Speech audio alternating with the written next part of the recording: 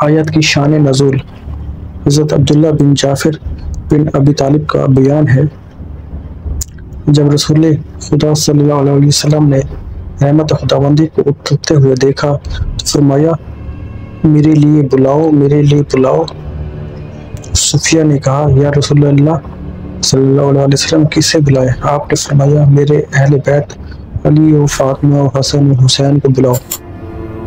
انہیں بلایا گیا تو آپ نے ان پر اپنی چادر ڈالی، پھر آپ نے اپنے دونوں ہاتھوں بلند کر کے کہا پروردگار یہ میری اہل بیت ہیں، یہ سب میری طرف سے ہیں، تو محمد اور آل محمد پر رحمت نازل فرما۔ اللہ تعالیٰ نے انما یرید اللہ کی آیات نازل فرمائی۔ حضرت عائشہ کی روایت میں مذکور ہے کہ رسول خدا صلی اللہ علیہ وسلم کی چادر اونٹ کے سیاہ بالوں سے بنی ہوئی منقش چادر تھی۔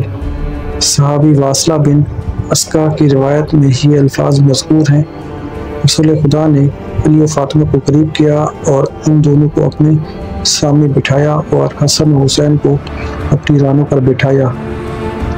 ام المومنین ام سلمہ کا بیان ہے کی آیت میرے گھر میں نازل ہوئی اور اس وقت گھر میں جبرائیل و میکائیل و علی و فاطمہ و حسن و حسین اور میرے سمیت 7 افراد تھے، اور میں اس وقت گھر کے دروازے پر بیٹھی تھی۔ میں نے کہا یا رسول اللہ صلی اللہ علیہ وسلم کیا میں آپ کی اہل بیت میں سے نہیں ہوں؟